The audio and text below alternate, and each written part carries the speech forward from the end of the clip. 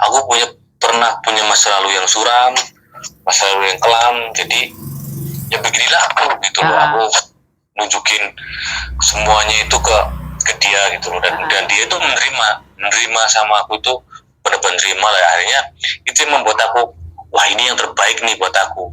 Kalau yang dulu kan pasti yang satu wanita itu kan kebanyakan mandang materi ya Mas. Iya benar. Pasti utama itu uang dan uang. Kalau ada uang abang ditendang. Kalau ini enggak. Justru kalau ini malah sering dulu itu kalau aku nggak punya duit, aku ngomong aku lagi nggak ada duit, aku lagi nganggur di rumah, belum ada kerjaan, terus dia transfer, sudah aku bantu kamu. Enggak usah, ntar aku dikira cowok kamu atau gimana. Enggak, aku tuh ikhlas ngasih ke kamu. Mana nomor rekeningnya? Bener ya, tapi aku nggak minta nih sama kamu. Iya, enggak, dikasih lah sama dia. Ya loh, aku nganggur di rumah itu bisa makan, bisa rokok ya karena dia gitu loh. Alhamdulillah ya Bang ya. Jadi bukan karena dia banyak kerja di Arab terus aku manfaatin dia, enggak. Iya benar. Aku sih tahu Mas Ajib, nggak mungkin kayak gitu. Jadi karena aku pengen nyari istri itu yang menerima keadaan aku, semuanya dia tuh menerima aku. Terus aku cerita, aku tuh begini, aku tuh dari kecil nggak punya orang tua, aku hidup mandiri, hidup susah, hidup serba kekurangan. Terus kata dia, aku itu nggak mandang kamu, yang penting satu, kamu itu setia, kamu itu jujur. Insya Allah aku setia, insya Allah aku jujur sama kamu. Tuh, kalau janji namanya kita begini, aku nggak janji, tapi insya Allah aku setia, jujur, insya Allah aku jujur. Kalau kamu lebih ingin tahu kejujuran aku atau ini aku, kamu pulang, nanti kamu ikut aku ke kampung aku, halaman aku, biar kamu tahu semuanya tentang aku. Jadi itu tutupin gitu. Nah, terus tanggapannya dia gimana? Ya iya, dia mau. Terus dia juga ngomong, ya kan aku sudah punya anak, sudah berkeluarga, kamu kan masih bujangan. Terus aku bilang, soal ibaratnya kamu sudah punya anak, sudah punya ini yang penting satu, aku tahu kamu, perpisahan kamu itu seperti apa. Aku pengen tahu. Dan perpisahannya itu, dia itu cowoknya nggak mau nafkain, kasar, terus anak-anaknya sama dia itu nggak diurusin, dia nyari duit sendiri, dia nyari nafkah sendiri. Nah jadi aku mau nerusin hubungan, tapi kalau karena sifatnya perceraian ya Mas, itu ada dua. Kalau nggak ceweknya yang salah, dia suaminya yang salah gitu loh. Iya benar. Nah jadi aku pengen tahu, nah ketika perceraian dia itu bukan karena disebabkan sama faktor dianya yang kurang ajar, tapi cowoknya yang kurang ajar. Jadi aku, ya ayolah kita lanjutkan gitu. Kalau perceraiannya itu ibaratnya dia selingkuh atau dia kekurangan materi, aku mundur, aku nggak sanggup. Nanti kalau ketika dia nikah sama aku harus cari uang itu sebanyak mungkin. Kalau aku nggak punya uang, ya nanti aku ditendang gitu.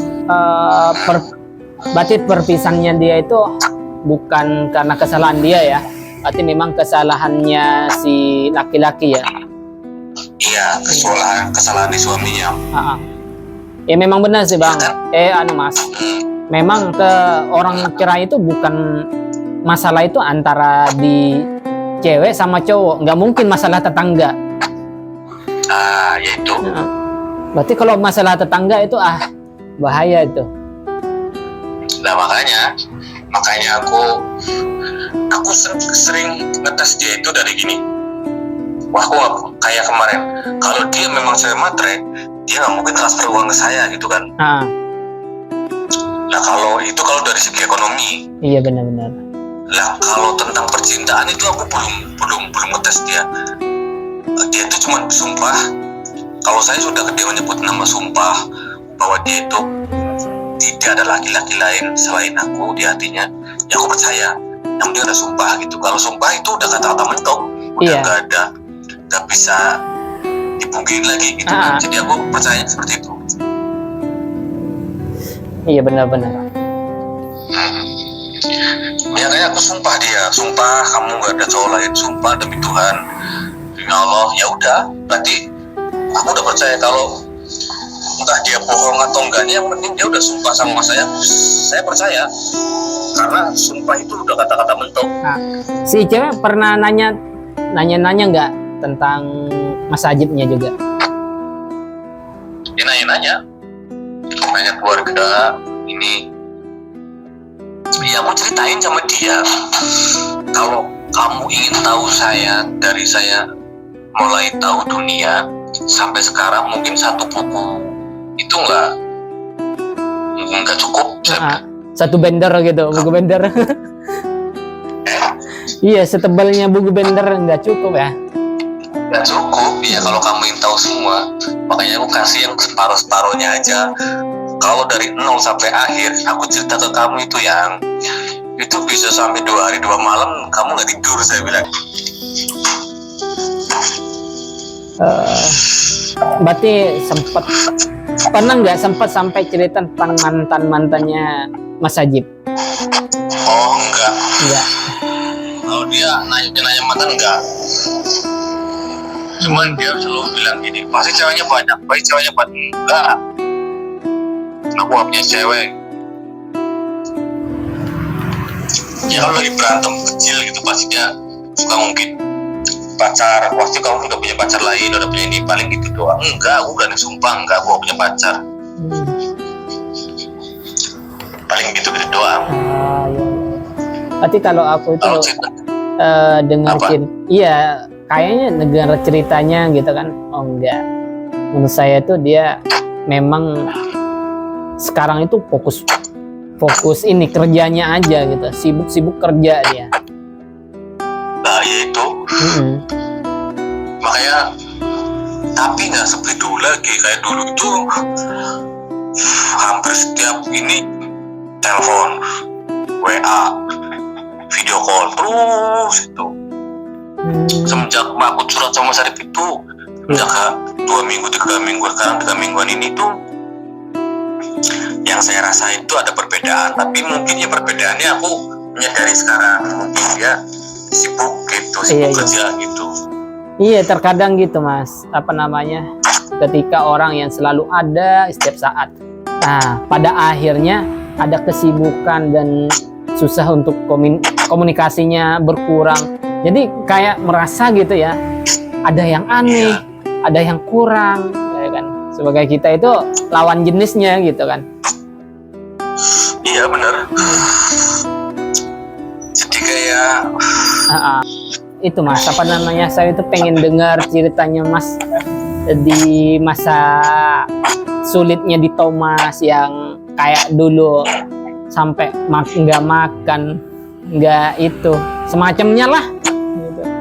Wah, kalau di Thomas itu belum nggak seberapa dibandingkan di rumah Mas. Iya. Di Thomas masih kecil, ibaratnya kita masih ada teman yang bisa, terus ada yang masih bisa kita makan. Kalau di Thomas itu nggak termasuk, bagi saya pribadi itu nggak separah saya dulu pas di kampung. Kisah sulit saya, suram saya itu nggak seperti itu. Aku aja itu. Saya nakwannya. Iya terus. Dulu nih ya, kalau kisah saya pas saya benar-benar sengsara sampai nggak bisa ibadah makan susah itu pas di kampung itu luar biasa. Saya itu dulu nakal. Nakalnya luar biasa nakal. Bisa dikatakan satu kampung itu saya paling nakal. Itu saya nakalnya saya itu karena faktor ekonomi lah. Satu ekonomi, kedua ditinggal sama orang tua, ditinggal sama keluarga gitu kan. Nggak ada ibu, nggak ada bapak gitu loh. Jadi nakalnya tuh benar-benar nakal luar biasa gitu. ya melampiaskan emosionalnya itu dari apa ya, dari apa sih, saya nakal di jalanan, ikut-ikut ngepang gitu loh. Nah, berarti itu ya apa namanya, nakal karena nggak ada kasih sayang, nggak ada yang merhatiin gitu kan. Iya, memang sih terbanyak ya Mas, orang nakal sehingga jadi anak jalanan, jadi anak kupu-kupu malam, itu karena kurang, faktor pertama ya, iya, kasih sayang nggak ada, perhatian juga kurang gitu, sehingga carilah perhatian di luar. Ada yang seperti itu. Ada juga karena tertekan oleh ekonomi. Kalau ekonomi itu kita paling suka diremehkan sama orang. Ya, seakan-akan kita itu sampah gitu di hadapan orang-orang yang udah punya gitu, udah kaya. Iya, benar. Nah, habis itu ditinggal, nih singkat cerita, saya ditinggal sama nenek saya kan. Nenek saya, kakek saya itu meninggal semua. Saya hidup sendiri di rumah sendiri. Keluarga saya benci sama saya semua.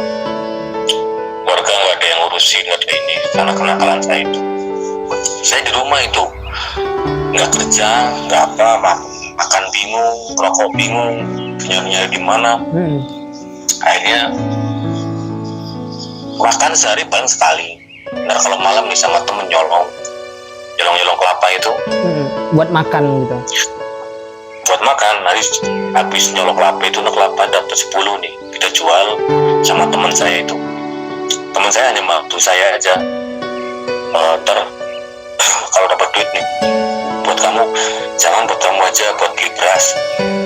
Saya beli beras, masih saya beli rokok sama dia, buat beli beras, nanti masak, beli ikan asin yang supaya awet katanya. Ya udah, beli ikan asin aja. Karena rumah saya rumah tongkrongan, karena nggak ada orang. Kadang suka sedih lihat temen kok hidupnya nggak kekurangan. Kalau saya kekurangan, saya demi Allah dulu pas di kampung itu ya, celana demi Allah, celana pun saya nggak mampu beli. Bingung, kalau kemana-mana pergi itu nggak punya celana itu, aduh, rasanya nangis batin itu. Nah itu Selipi jualan es, terus di sana terbetah, bosnya galak, rewel, kuat cuma 25 hari di sana, nggak betah, kabur pulang kampung. Berarti itu, berarti Mas Najib itu waktu belum ke Jakarta itu di kampung, celana itu nggak punya di situ? Nggak punya. Pinjem dari teman? Enggak, celana panjang itu nggak punya. Punya celana pendek juga, celana pendek yang udah dijahit gitu loh. Iya, udah ditembel-tembel gitu kan. Ya, itu celana pendek. Kalau celana panjang yang rapi, yang bener nggak punya. Terus itu dipinjemin teman? Itu dipinjemin teman? Dipinjemin teman, itu pun dipinjemin yang pesanannya buat bahan bercandaan, dan bercandaannya itu buat saya pribadi penghinaan gitu loh. Sedih pasnya itu waktu pulang dari Jakarta itu gara-gara apa namanya tadi, bosnya galak gitu ya. Kenapa? Gara-gara bosnya galak gitu ya. Pas pergi ya, pas keluar dari kerjaan itu. Iya, bosnya galak, pelit, galak, jadinya pada nggak betah. Karena saya sama teman saya 3 orang pulang semua. Iya. Pulang itu ngabur. Berarti nggak digaji dong? Kenapa? Berarti nggak dapat gaji di situ? Dapat, kan dibayarnya harian. Oh, harian. Iya. Cuman yang seminggu nggak dibayar, ditahan sama dia.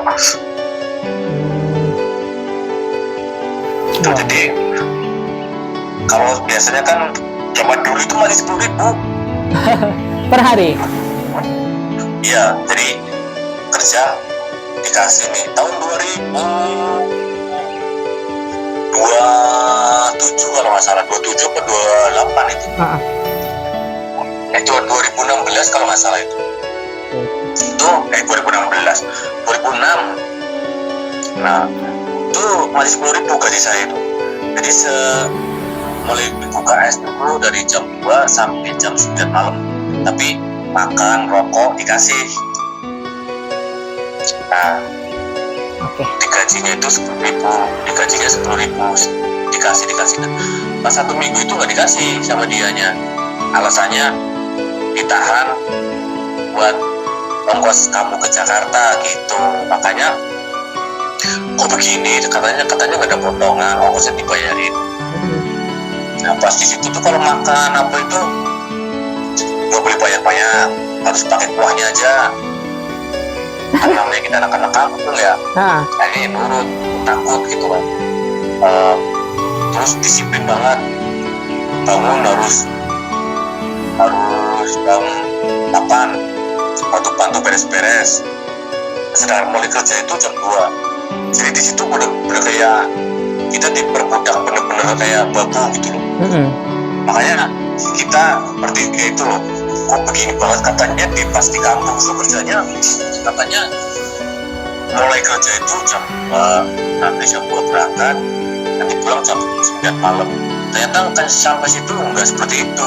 Prakteknya itu jam 8 harus bangun, ntar habis bantu sama di rumah dia, ntar jam 2 berangkat, jam 9 pulang, nanti suruh cuci semuanya, habis beres-beres, nanti kelar jam 11 atau setengah 12 baru kita tidur. Jadi dan gajinya itu 10.000, dan gajinya itu nggak mencukupi gitu loh. Nggak sesuai kerjanya sama gajinya. Iya benar. Gitu loh. Gaji 10.000, yang lainnya aja kan sudah, kalau kerja di proyek aja dulu kalau mulai jam 8 sampai jam 5, jam 4 itu gajinya itu udah 25, udah 30. Nah sekarang kok 10.000, itu kerja dari jam 8 sampai jam, kadang kelar jam setengah 11, jam setengah 12, kadang jam 11. Ini udah dapat dibatas, kalau teman saya udah kita pertahanin aja sampai dapat ongkos, ntar kita pulang. Nah, itu aja kita bertahan di situ, punya ongkos, kita kabur, kita nggak pamitan sama bosnya. Ya Allah, itu sulit-sulitnya gitu ya Mas ya. Nah, itu aja pas mau pulang itu dianterin sama warung sebelah itu, ngomong sama warung sebelah, Mas saya nggak tahu jalan Jakarta, saya kan orang baru pertama ke Jakarta, nanti saya pulangnya mana ya? Yaudah nanti kamu tidur aja dulu di pasar, nanti saya anterin. Itu saya tidur di pasar dulu, pagi-pagi banget jam 6 itu dianterin sama tukang warung sebelah ke terminal Pulau Gadung, Jakarta Timur.